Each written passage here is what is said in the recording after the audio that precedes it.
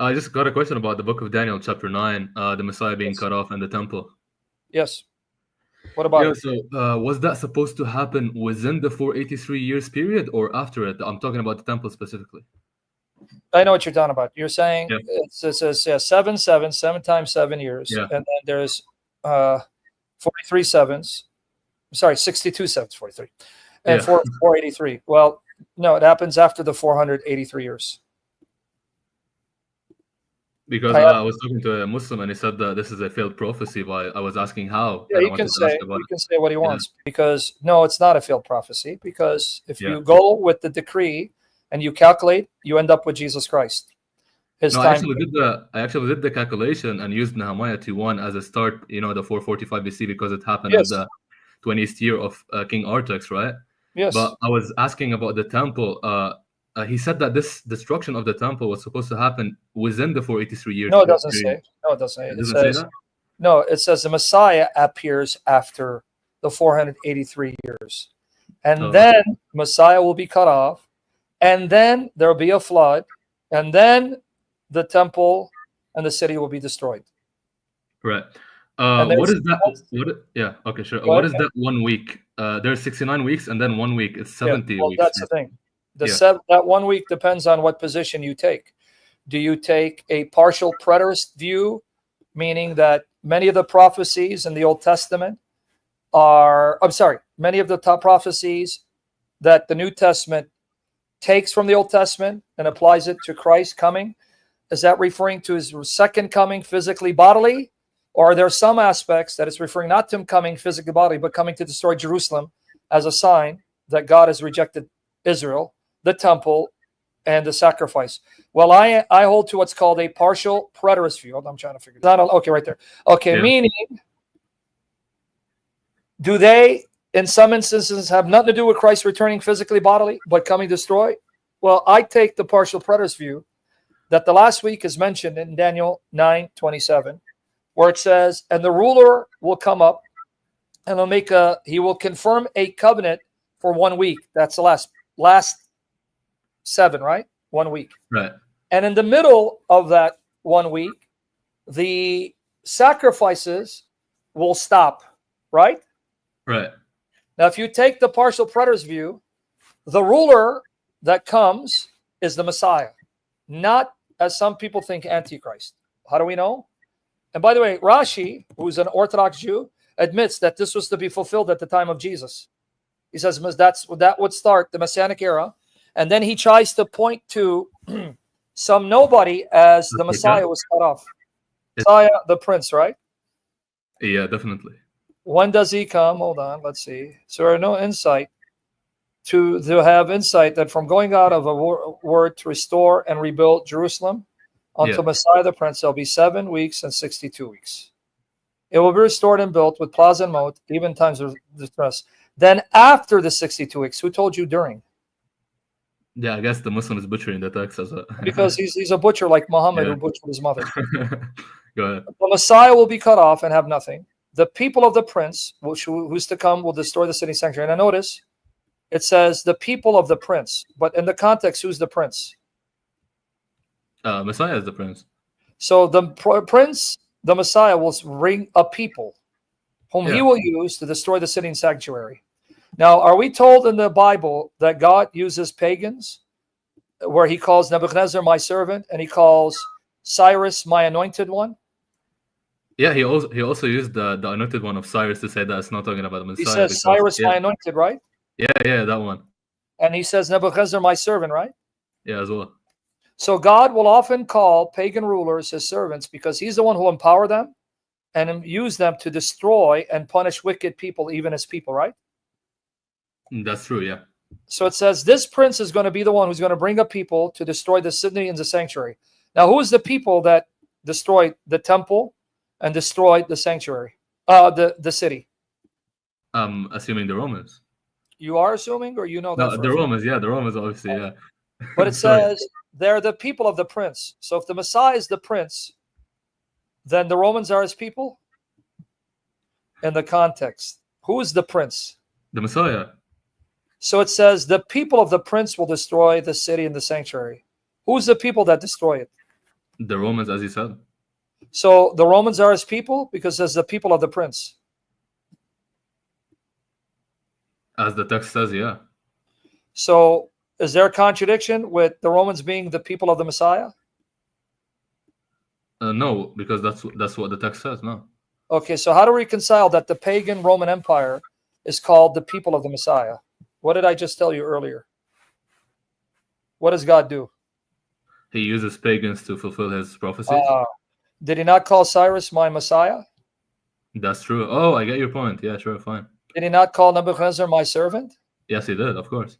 So what you're seeing here, folks, God will call pagan rulers his servants because they're going to be used by God to destroy. So why would Rome be the people of God? Because God is going to use Rome to destroy the city and sanctuary. Did that happen? Okay, so after 62 weeks, was the Messiah killed? Yeah, in 33 AD, of course. And then later on, the Romans come and destroy the temple and the city? 70 AD, yes. So where's the contradiction? It didn't say within that period of 483 years. It says after. Yeah, I see now. It's not a contradiction. Sure. Yeah. Okay, but now when was the last week fulfilled, to get to your question? He'll make a firm covenant, or actually it's literally he will confirm a covenant with many for 1 week. Here's that last week, right? Yeah. But in the middle of the week, he will make sacrifice and grain offering cease. And the abomination will make that desolate. Now, let me explain this. Well, the text says he will confirm a covenant, meaning he's going to confirm what the covenant said. In the Mosaic covenant, God promised blessings and curses, right? Yeah. It says, if you fail to obey the law, what will God do? He will punish you, basically. He will bring punishment, destruction, right? Yeah, punishment for them. All right. So this is what it's saying. When the Messiah brings up the Romans to destroy the temple, he's confirming the law when it said you'll be cursed if you break covenant faithfulness, right? That's true. But he says this is the covenant he'll confirm for a week. Is it a coincidence the Jewish war took place between 66 to 73 years? 7 years exactly? The Jewish war, sense, yeah. Google it. When the Romans came up and embanked Jerusalem, it was 66 AD, and it lasted exactly for 7 years. And when they embanked Jerusalem, the Jews couldn't come out. They reached a point of starvation. Josephus says women were eating their children. It says that the 66 AD marks the beginning of the first Jewish-Roman war. That's what I said, and it finished in 73 AD, right? Right. That's exactly 7 years, 1 week. Yeah, it started at 6. That's right. Yeah, sure. Okay, and then it said that in the middle of that week, the sacrifices will stop. When was the temple destroyed? 70 AD, right? Yeah, 70 AD. That's the middle point, and no more sacrifices. Yeah, it makes sense now. Yeah, that's right. So in 70 AD, the middle of the 7 years, temple destroyed, sacrifice stopped. Exactly what Daniel 9:27 said, right? Yeah. And so what does it mean that he'll confirm the covenant? Meaning for 7 years, God will confirm the curses of the law of Moses that he said he'd bring upon them for breaking covenant faithfulness. And that's exactly what happened. 7 years, the enemies of Israel embanked them. They couldn't get food. The starvation reached a level that Josephus says women were eating their children. Right. So I mean, it makes sense now. Yeah, sure. What is it? Go ahead. It makes sense. I'm saying it makes sense now. So all of this was fulfilled in the first century, meaning my position is this has nothing to do with Christ's second coming when he returns physically, bodily. It has everything to do with the first century. And exactly, if you take it first century, everything was fulfilled. So when the temple was destroyed, this was God's sign. I'm done with earthly Jerusalem. I'm done with the temple. Now it's heavenly Jerusalem, and it's the new covenant and the law of Christ. Right. Now, that even the Jews realize that the Messiah had to come and the Messianic era had to be established at that time, during the time of Christ. Here. I've read a Jewish source Rashi. That was saying that. No, it's Rashi. I have it right here. Oh, Rashi. Okay, yeah. He even admits, and he even says that, you know who fulfilled Daniel 9, the destruction of the temple and the city? He attributed it to a random Messiah. I don't know what the name was. Who destroyed the temple and the city according to Rashi? Is it not the Romans? Yeah, he says Titus. Oh, okay. He was the governor. He was the ruler of the Roman. So he says that. Titus. He's admitting this was supposed to happen during the time when Jesus showed up. So what about the Messiah who was killed? Well, he says some random. Well, that's what you're saying. Agrippa. Oh yeah, his name is Agrippa, not Aprika. Yeah, that's the guy. What the hell are you talking about, dude? Yeah, that's the guy. Okay, now notice, guys. Rashi admits Daniel 9. Rashi admits Daniel 9 was supposed to be fulfilled when Jesus showed up. So I'm going to send you the link right here. Right, I will take it. Yeah. All right, you see it in the private chat. Now, guys, listen. Rashi admits Daniel 9 was supposed to fulfill when Jesus showed up, and he admits that during the time of Jesus, the Messiah had to be killed. But guess who the Messiah is? He says the Messiah was killed was Agrippa, who was killed in 44 AD. Go watch here. Who knows that guy? Like, it's a random guy. That's my point. Look here. And after those weeks, the anointed one will be cut off. Look, Agrippa, the king of Judea, who was ruling at the time of discretion, will be slain. But wait, the king of Judea wasn't a Jew. He's saying he's the Messiah who was to be killed. But when was he killed? 44 AD. He didn't want to say 11 years earlier, the real Messiah, Jesus, came and he was killed on the cross. He doesn't want to point it to Jesus. He's so wicked, he'll say it's Agrippa. Jesus fulfills this more than Agrippa, bro. It's Buddy, he's the only Messiah who was cut off for no reason. And he's cut off 11 years before Agrippa. But notice Rashi is admitting to you guys, this Messiah had to be killed at the time of Jesus. So he's looking for someone because he doesn't want to say Jesus. Because if he says Jesus, that means, yeah, he's the Messiah. Oh, okay, Agrippa. What did Agrippa do? And who the hell knows Agrippa? Right. And then he says, Titus came up and destroyed the temple. Titus. Right. So here you have Rashi confirming the New Testament understanding and Christian interpretation. And he says, this will all take place during the days of the King Messiah. Now, I'm going to give you another hint why. The text says Rome was the people of the Messiah. You want to know why? Sure, you can show me. Because eventually Christianity conquered the Roman Empire, and Christianity became the official religion of the Roman Empire. So to this day, the largest church in the world is the Roman Catholic Church. Is that a coincidence? Yeah. No, it's not, because it says that the stone will grow slowly until it becomes a great kingdom. Right? During the reign of the four kingdoms, which last one is Rome, right? Yeah, it makes sense, yeah. But is it a coincidence? God, Jesus, our Lord, used the Roman Empire, destroyed the temple, and then conquered Roman Empire. They made Christianity official religion, and the largest church in the world is the Roman Catholic Church to this day. Yeah, Rome. Yeah, sure. Coincidence? No, it's not, I guess, no. All right, now you got your answer, brother. Did that help you? It helps so much. I just have one last question. I'm gonna leave you to talk to someone else. Okay. Little horn in Daniel 7. Who's that? Little horn is Antiochus Epiphanes IV, but then he becomes a picture of the Antichrist. Yeah, because like I spoke to a Protestant, I spoke to a Muslim, I spoke to an Orthodox. Like I got three positions at the same time. No, it's the Protestant said that it's the Catholic Church. The Muslim said that it's Constantine.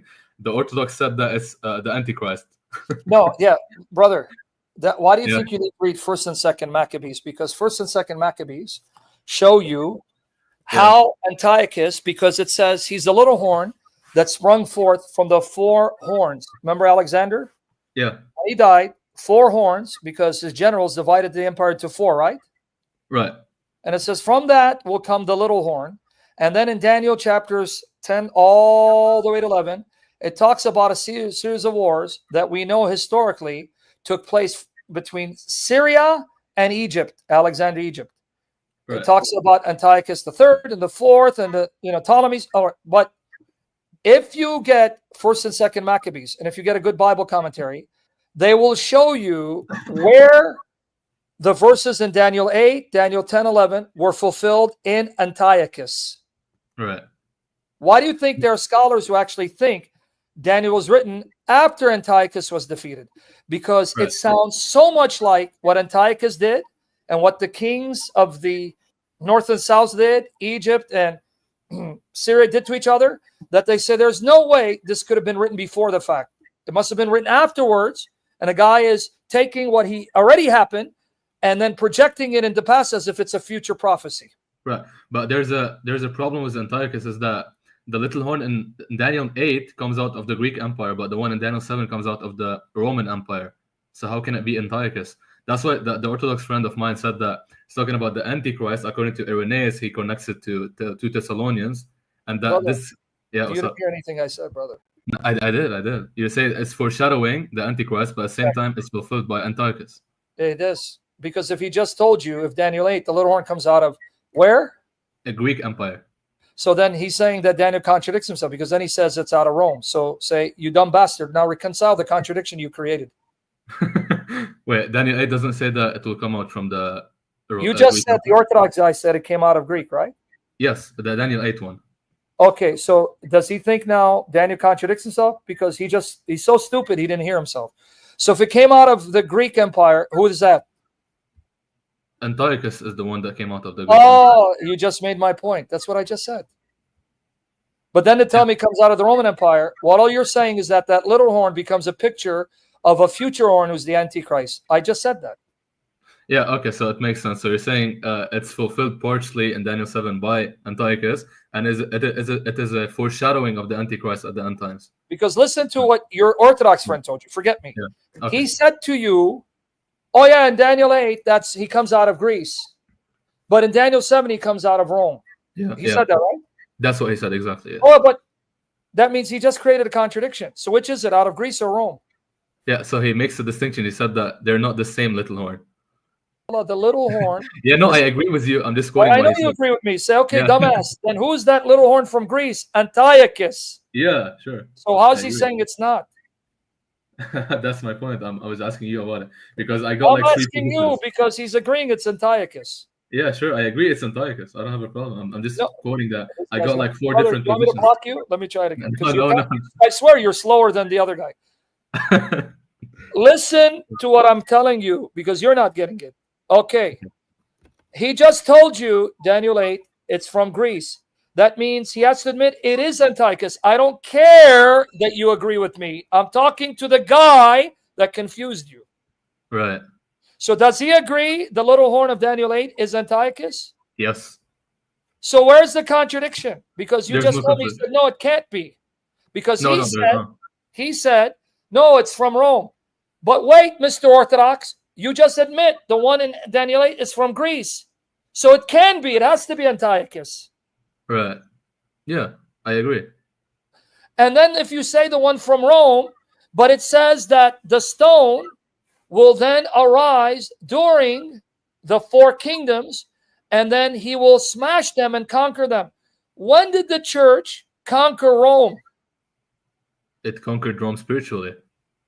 Because it became Christian and made the official religion Christianity, which is why to this day, unlike the East that got swallowed up by Islam, Rome did not get swallowed up by Islam.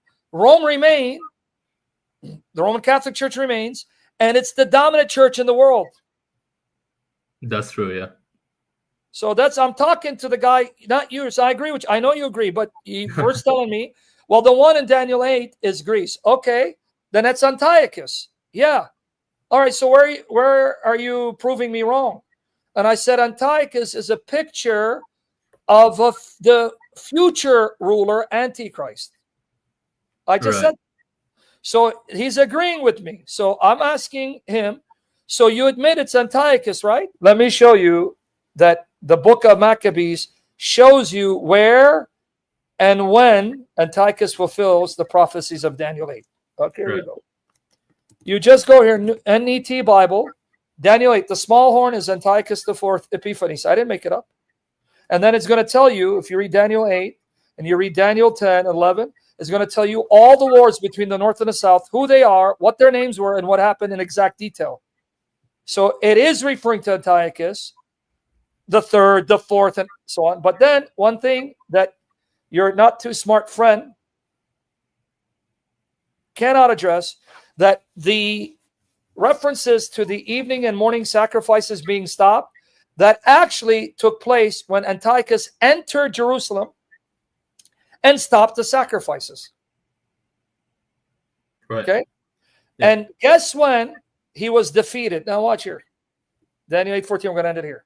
The language of evenings and mornings, reminiscent of the creation account, says evening and morning is equivalent of a day. The reference here would be to 2,300 days. However, some interpreters understand the reference to be to the evening sacrifice and the morning sacrifice, in which case the reference would be only 1,150 days. Either way, the event that marked the commencement of this period is unclear.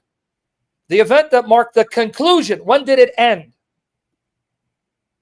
of the period, was the rededication of the temple in Jerusalem following the atrocious and sacrilegious acts that Antiochus implemented. This took place when? December 25, 165 BC. Yeah. Hanukkah took place on December 25th, right? Right. Is it a coincidence that's the day the Christians adopted to be the birthday of Christ, who is God in the flesh, and his flesh is the temple? I didn't know the exact date, but you can show me. Right? You're right. Sure. You got it, brother.